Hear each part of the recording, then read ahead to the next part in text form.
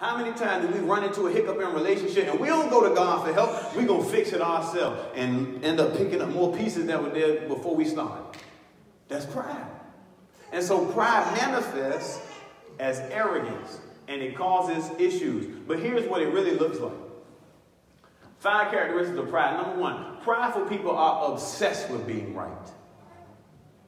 Prideful people are obsessed with being right. And before you start getting that picture of that individual in your mind, start looking in the mirror. Because usually once we start talking about negative traits, somebody pops up and I mean, I know a cousin just like that. An aunt just like that. Somebody who I work with just like that. They are obsessed with being right. God said, no. Before you start doing it, check your inventory. Are you obsessed with being right? Do you always have a conflict, and then in the midst of the conflict, you're trying to convince the person that they're wrong and that you're right? That's pride. Pride manifests in ourselves all the time. But God is trying to give us wisdom and insight to identify when we have prideful behaviors in our own lives. Because if God gives you wisdom and God says, hey, listen, pride leads to conflict, then immediately you should know, okay, the reason why we're having an issue is because somebody got some pride. And I'm not going to blame you because I'm going to check my inventory. I might be obsessed with being right. Prideful people are not easily corrected. If you try to correct somebody who got pride, they're going to be so defensive. Because how dare you tell me that I did something wrong? See, wisdom, the scripture says, but those who are wise, they take counsel. People who have wisdom, they say, okay, look, what did I do wrong? Help me out because I don't want to do wrong 2 times. That's wisdom. Pride is when you feel like you so good, so awesome, you don't do anything wrong. In fact, if you do make a mistake, should nobody correct you? Just let you make a mistake. That's pride. So God is trying to get us to understand that pride is not good. Prideful people are overly argumentative. If somebody always wants to fuss, there's pride there.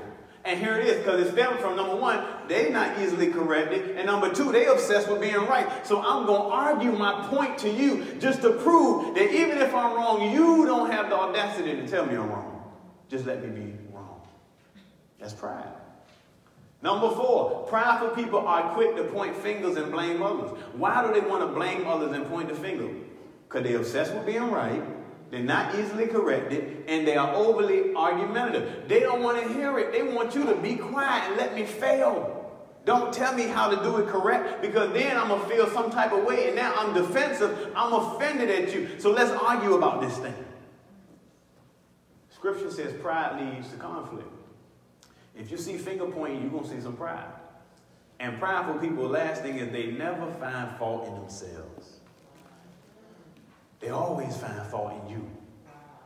They'll tell you how terrible you are, how you made the mistake, how you did this. Matter of fact, the reason why I made a mistake is because you caused me to make a mistake. If it wasn't for you, I would have did just fine. That's pride. And listen, the enemy works with pride. That's why his sole responsibility is to try to make us more like him. Because if God's desire is to influence us with God's influence, then the enemy's desire must be to influence us with the enemy's influence. Because if he can puff us up with pride and get us to be conceited, self-absorbed, arrogant, then guess what? Now we don't have any need for God. The same way the enemy said, I don't need God any longer because I'm so awesome all by myself. And guess what? This happens in relationships. This happens in families. This happens with children. This happens with grandparents. People get so puffed up in how awesome that they are that they look at other people and say, you know what? I don't need you. I can do better all by myself. Pride is a problem. Just touch your neighbor and say, pride is a problem. Pride is a problem.